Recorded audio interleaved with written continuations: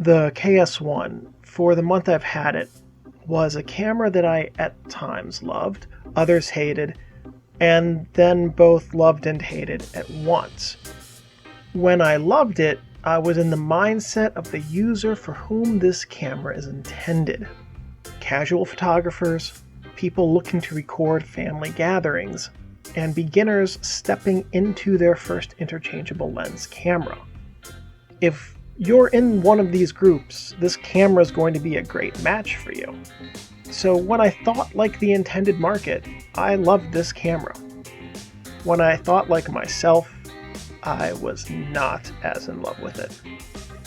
I will say that for each moment when I used this camera, I was keenly aware that it has a simply amazing image sensor. How amazing? If I could, I would switch the KS1's image sensor with my K3's 24 megapixel sensor. The KS1 has, simply put, the best digital imaging sensor I have ever used in a camera. The dynamic range, color trueness, clarity, and exposure latitude stunned me every single time I downloaded photos to my computer. There are some things that they've done well with this redesign. Chiefly, I think the mode dial is a nice way to select modes for users who would be interested in the silly number of modes this camera has. I hope the dial never shows up on a flagship camera because I like it, but I don't want to have to use it. However, this camera's intended audience could benefit from it. It does serve to make the interface a little bit easier to use for people who haven't become familiar with it. Okay, so that's actually the only thing that I think they've done well in this redesign. So it's fair to say that there's one thing I like about this camera's interface. The KS1 falls flat, for me, on ergonomics, construction, and features. The grip, this silver thing, is slippery like a generation's old cast iron griddle. The grip's shape, with its angles and short jut, are hard to hold. Even my fiancée, whose hands are relatively tiny, felt that the K3 was a better fit in her hand. She did not, in any way, like how this camera handled.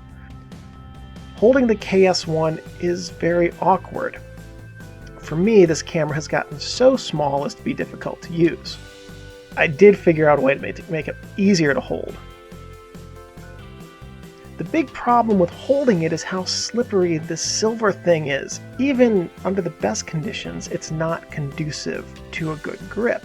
So with some rubber cement and some sandpaper, just glue the sandpaper with the abrasive side out onto the grip, and you'll have a pretty good grip to hold on to at that point. Of course, it really looks bad.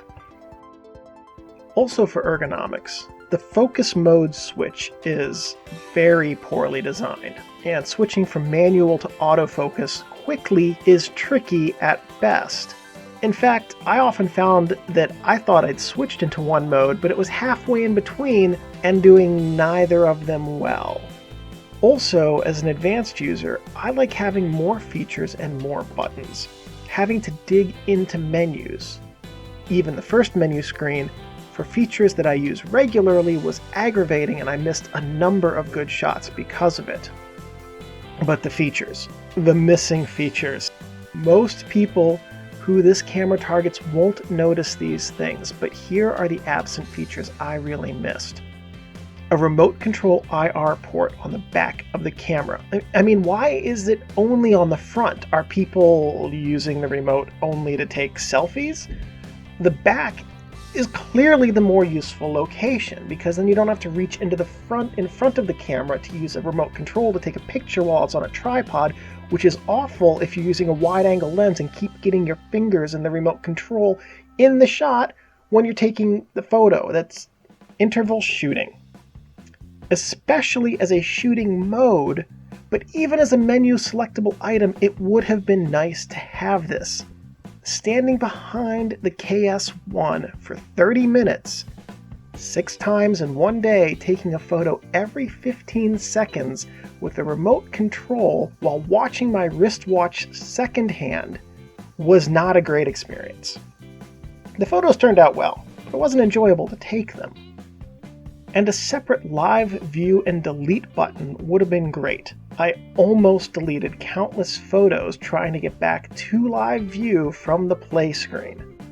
For me, those missing items are deal breakers. For most people, they wouldn't be, and their absence would not even constitute a bump in the road or something worth note for this camera's intended audience. And if you don't need those things, you will love this camera and you won't notice that they're not there. So, would I recommend this camera? Yes, actually I would for the right buyer. The construction quality is superb, and the camera is solid and does not feel flimsy or plasticky, and that alone sets it apart from much of its direct competition. It won't grow with someone's photography as much as other cameras like the K50 or the K3 will, but it's a great starter camera, and it's easy to use and learn, and it can do everything that the K3 can do, though with some added work for some of it. And in a way, that added work actually makes the results more pleasing because it was harder to achieve them. The KS-1 is also not as daunting as the K3 or K50 to use, and it still gives the users access to the vast majority of the great features on those cameras. It gives users a family of amazing lenses to choose from, and a sensor that takes images that are better than any other APS-C body Ricoh is making right now. So, yeah, if you're looking for a good way to get into interchangeable lens cameras, or a nice beginner camera, or an inexpensive option, this is a great camera to choose. And really the most important thing is the image quality and the sensor. And to that end, this camera will never let you down.